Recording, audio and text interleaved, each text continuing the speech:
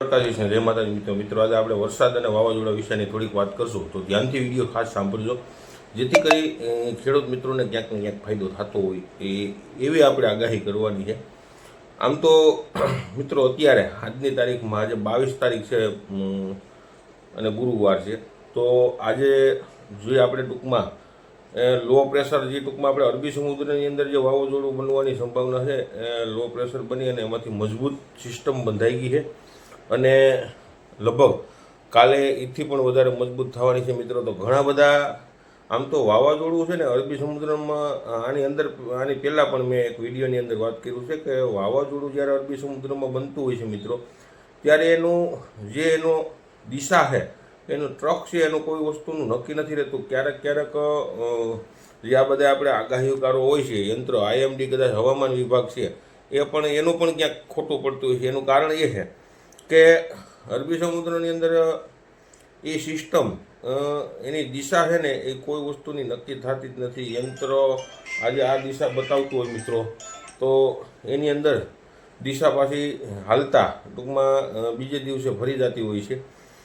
પણ મને તો એવું લાગે છે કે અત્યારે જે સોશિયલ મીડિયામાં હાલે છે ને એ પ્રમાણે વાવાઝોડું કદાચ ગુજરાતમાં નહીં આવતું હોય તો ધરારા ખેંચીને લઈ આવશે. અત્યારે આવી પોઝિશન છે, હું જોઉં છું, એટલે જ આપણે આ વિડીયો મૂકવો પડ્યો છે.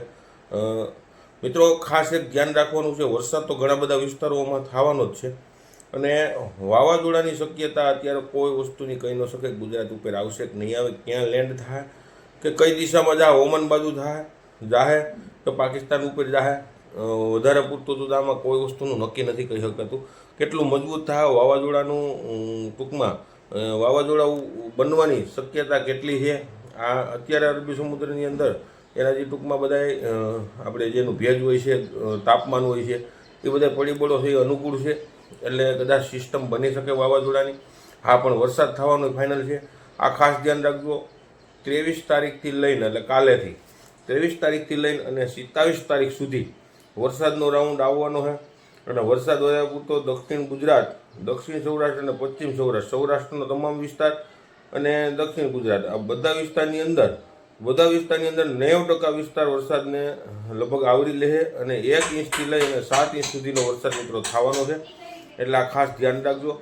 અને કોઈ અત્યારે એમ કહેતા હોય છે મિત્રો કે વરસાદ આવશે, વાવાઝોડાની શક્યતા ઓછી છે, તો એ મગજમાંથી આપણે કાઢી નાખવાનું. હા, આપણે દ્વારકાધીશમાં પ્રાર્થના કરીએ કે વાવાઝોડું ગુજરાત ઉપર ક્યારેય તાટકે નહીં અને કોઈ જાતની ખેડૂતને નુકસાની ન થાય. આમ તો અત્યારે જે વરસાદ થવાનો છે, વરસાદની હિસાબે ઘણા ખેડૂત મિત્રોને ઘણી બધી નુકસાની છે મિત્રો. અત્યારે મગ, અડદ, તલ પાક ઉપર છે, તો આમ તો નુકસાની તો ઘણી બધી છે.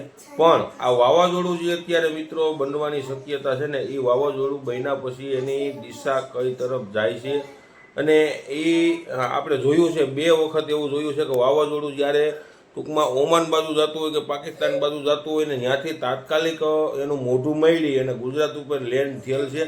એક આપણે તોકતે વાવાઝોડું જ્યાં 3 વર્ષે આવ્યું હતું ત્યારે રાજુલા, અમરેલીને એને ઘણા બધા ટૂંકમાં આપણે સોશિયલ મીડિયાની અંદર ઘણા બધા એમ કહેતા કે ભાઈ વાવાઝોડું આવવાની કોઈ શક્યતા છે જ નહીં અને એને બદલે રાતોરાત ખાબકી ગયું હતું અને ઘણી બધી નુકસાની થઈ હતી.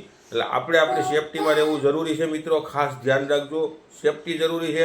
આપણે ભગવાન દ્વારકાધીશમાં એવી ઈચ્છા કરીએ, માગીએ કે ભાઈ કોઈ જાતની નુકસાની ન થાય, એવી વસ્તુ થવી ન જોઈએ, થાય નહીં.